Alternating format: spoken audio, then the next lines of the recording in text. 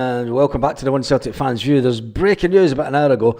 The referee and the VAR officials have been announced for the Glasgow Derby on Thursday. Yes, on Thursday there's a little trip across the city to Ibrox. Excuse me, I've got indigestion today. The referee and the VAR officials have been confirmed. The SFA confirmed that the Ibrox official for the showdown. The Scottish Football Association have confirmed the officiating team for the William Hill Premiership Year's Showdown, the New Year's Showdown. It's not much of a showdown, is it? It could be a swan song. I wouldn't call it a showdown. I'd call it a swan song. I'd call it a victory parade in front of a couple of thousand fans. How many fans are we getting for Ibrox? They're getting like about 2,500, aren't we? It's because I'm even looking at the ticket situation. I've never sort of looked at it. Let me just double check this. The SFA confirmed. Yeah, right. That's fine. So anyway, yes, it's not. It's going to be I'd say it was a swan song or an adios party for Clement. It's the third fixture of the season. It's the second in the league and it takes place on Thursday, January the 2nd. And the under pressure Rangers manager, Sevconian manager Philip Clement, is still in search of his first victory over Celtic. Brendan Rodgers' side have dropped only 4 points all season. Yes, 4 points all season. Scoring 52 goals and conceding just 4. And when you look along the road, who cares about them? I think it's going to be a case of how many Celtic can score this weekend. It's not going to be like the cup game. The cup game was a bit more open, and they did try and score the goals. They did go for the win, but I'm not too sure about what the prediction will be for the game this weekend. There's plenty of time to talk about that and potentials once we see what happens on the 1st of January, if Celtic manage to get any players in.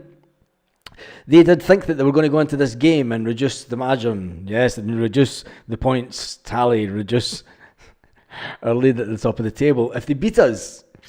But that's not going to happen, is it? Celtic managed to extend their lead over the Christmas period, which is absolutely fantastic. And to add to the meltdown that is happening all around the world, yes, happening with the meltdown, they're now saying it's a fix.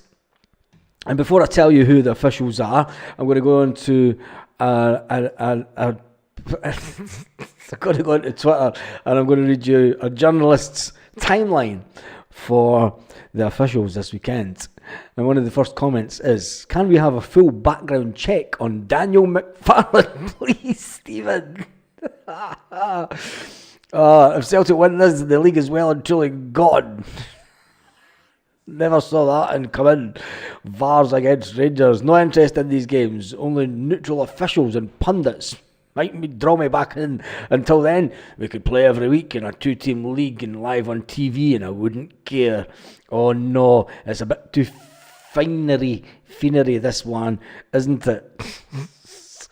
Oh my goodness, they're in absolute meltdown with this. The official for the game, the SFA have now confirmed that the officiating team for the upcoming Ibrox clash is Don Robertson is set to take charge of his third fixture. Don Robertson will be assisted by David Room and Ross McLeod. On VAR is Nick Walsh, assisted by Daniel McFarlane on VAR. Oh my god, it's absolutely brilliant. It is absolutely Baz, I've noticed that you've ruffled a few bears on the Rangers rabble. They're on to you. I don't care if they're on to me. There's about another 10 channels that's blatantly stealing their content. So if they want to go after anybody, they better go after the ones that are actually stealing their content. No moaning about VAR, are they? Yeah, well, if they're moaning, we're going to listen in just a minute. Because we're going to listen into what they were saying today. I might have to have a read through. Celtic can go on an injury crisis and lose every game, and we could still win the league. The gap is massive. Anyway, what might be the likely outcome of the game this weekend? Maybe saving grace is if we do get beat off Celtic, hopefully that's the final nail in his coffin where the board need to act and say, look, he's out. because he's not a man for me, and a lot of fans don't want him in here anymore either. Are you sure, mate? I mean, let's be fair. Come on, is it that bad over at your side of the city? But something needs to change, and it needs to start with him, because Oh, seriously, man. He's comedy gold. Can you not just keep him for a bit longer, and that way it gives us just that little bit more entertainment? whatever he's doing in training, whatever, can he buy a goal for a corner? There's something fundamentally wrong there as well. But did you not buy the league for many, many years, and did you not buy the referees, and did you not pay any tax on that income? So there's loads of. I mean, you see these smaller teams we're playing, and they get a corner, they make something of it. Smaller teams? But when we get a corner, it's like, as we've all said before, you don't get excited because you know for a fact we're not going to score. But for other teams, it is a way of trying to score a goal. It's a good opportunity for them. But for us, it's just you may as well be a goal kick for your end. Clue is I played 35 times for my national team, scoring 6 goals. No, who cares?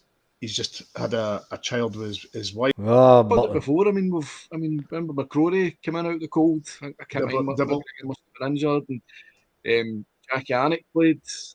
When we obviously still got 5 past him. I'm reading one of the comments here. But this is hilarious. Butland is playing like Stallone in Escape to Victory. You cracker. Butland's playing like Stallone in Escape to Victory. But he seems a competent goalkeeper. And there's somebody put in the comments there, it's like for a boy of Jack Butland's size, was he 6'4" or something? You're not confident he's going to save any penalties either. No. 35 appearances from AJ. It was Thomas Buffel. Oh, well, there you go. Anyway, the fact that there is that little bit of a meltdown, you and Alex, what kind of all-round Rangers ref was he? Exactly. They all turn on each other in their chats. It's brilliant. Says Carly, well, it's good to see that I'm getting a little bit of a mention, but I hope that they do call out all the other channels that are blatantly stealing their content. At least I don't steal their content. I just hack their audio. Anyway, there is. We're going to read some more into some of the latest comments online when it comes to Rangers and Celtic. Yes, we're talking about Rangers and Celtic because there is a derby game this week. Yes, you wouldn't think it, but there is a derby game this week. We're only a couple of days away from the first Rangers v Celtic derby game of 2025. I have got indigestion today. Oh, God. It's unbelievable. Anyway, the last time that Rangers have won 2 games at Ibrox in front of their own fans that weren't dead rubber games. Can you tell me in the comment section? What was the last 2 years that Rangers won a game in December and a game in August against Celtic? They won both games 1-0. They did win both games 1-0. The Rangers beat Celtic 1-0 in 1 year, and it was a year that Brendan Rodgers was manager. And then they beat us 1-0 in August in another year when Ange Postecoglou was manager. So that's the 2 years in question. That's probably much give it away then. But it wasn't dead rubber games, and that was the last time that Rangers managed to beat Celtic in games that weren't dead rubber games. So tell me what years. Basley, they hate you as much. They hate you as much as they hate Carly. I don't know why they hate me. It's all entertaining. This time last season, there was 2 points between us, mind. Ooh, this time last season, they just got a new manager, hadn't they? Anyway, the last time that they beat us in a competitive game in the August was... No, it was December, actually. The last time they beat us in December, it was December 2018. December 2018 was the last time that they managed to beat us in a game that was not a dead rubber game in the league. It was a game in December 2018. The next time they managed to beat us in a game that wasn't a dead rubber game was August 2021. Yeah, it was August 2021, the last time that they managed to beat us in a game that wasn't a dead rubber game. Shot my name mentioned a few times. It's good to know that they're all watching us. It's good to know that they're dropping in to watch us, even though we just hack their lives sometime. Anyway, I'm going to see if there's some more Celtic news kicking around. There's not much when it comes to transfer. Celtic now in huge battle to sign in-demand free agent. I don't think Celtic are in a battle to sign this player, but it makes for a good headline.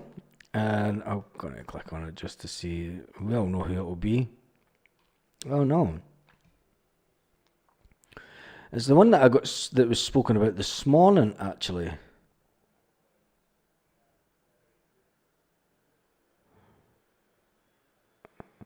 It's a player that used to play for...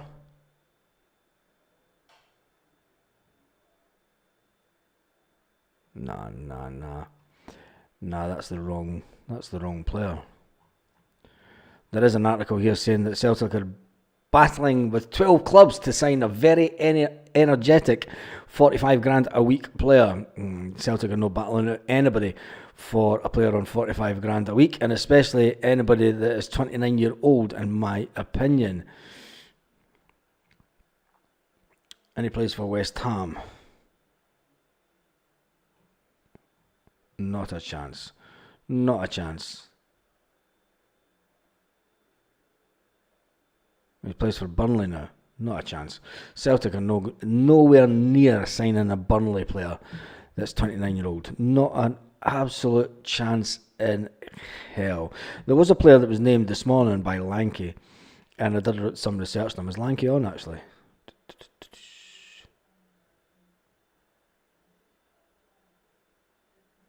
Nope. Not I could see.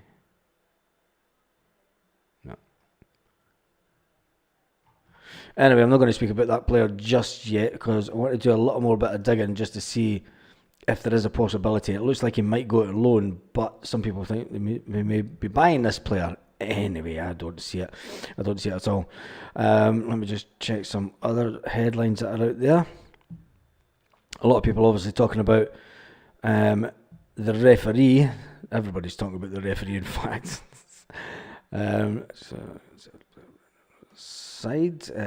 Talk about... It's an old bit of news, but finally the South Americans are sending someone to Scotland to deal with the Alexandro Bernabé situation, according to this one. But then that could just be they're just taking information for an old article. I think the Bernabé one will be sorted out anyway. That's about it. I will be doing a live at 8 p.m. Celtic part-time tonight. Let me just jump into the comments section. Paul Beard says that he's feeling great. Forward to Thursday, cafe in the making. Lubo says, like Roy Keane once said, never had a baby. He did, unless he's breastfeeding. What? Carly says, Baz, you deserve a medal for your content. They are fuming. They're fuming. At least, look, it's all in the name of entertainment. It's all in the name of entertainment. There's a lot of Celtic channels out there that are blatantly just stealing their content. They're going to get hit with copyright strikes, which they shouldn't be doing. Paul Baird says, we hate the zombies. Yes, we do. Big Des says, Baz, your old meltdown videos are as relevant today as they were then. And yeah, if you haven't been on the comment section of the community tab today, jump onto the community tab, because I posted some of my original meltdown videos. So yeah, I'm gonna can we do a link to that live on the channel? Let's see, community. There we go. So yeah, once we come off this live, just put it on here. Once we come off the live, jump straight onto the community tab and check out some of these really old meltdown videos. People say that meltdown videos are something new. These are meltdown videos from around about 6 years ago. We will be back live at 8 p.m. Celtic Part-Time tonight, just to get a little bit of an update of everything that's going on, and maybe even listening to a little bit more of the zombies having a little bit of a meltdown. What a fantastic way to end the year. The referee for the game this weekend has been announced. And as Don Robertson is ready to take charge of his third Glasgow Derby fixture, he'll be assisted by David Room and Ross McLeod, with Nick Walsh on VAR, assisted by Daniel McFarlane. Yes, the name Daniel McFarlane has sent the Zombies into complete meltdown, saying that he is a Catholic and he should be nowhere near the VAR situation. And anyway, on that note, have an absolutely fantastic day wherever you are. To all the Celtic fans, remember there is 1 day, 9 hours and 55 minutes left until the transfer window opens. At that point, we're hoping Celtic make an immediate target and sign someone on the first so that we can get them playing on the second, just to noise up our noisy neighbours. And on that note, have an absolutely fantastic day, Celtic fans who are going for 55, hashtag 119 all around the world. Lit. Roll up to the party, roll up to the party, roll up to the party, roll up to the lit. Roll up to the party.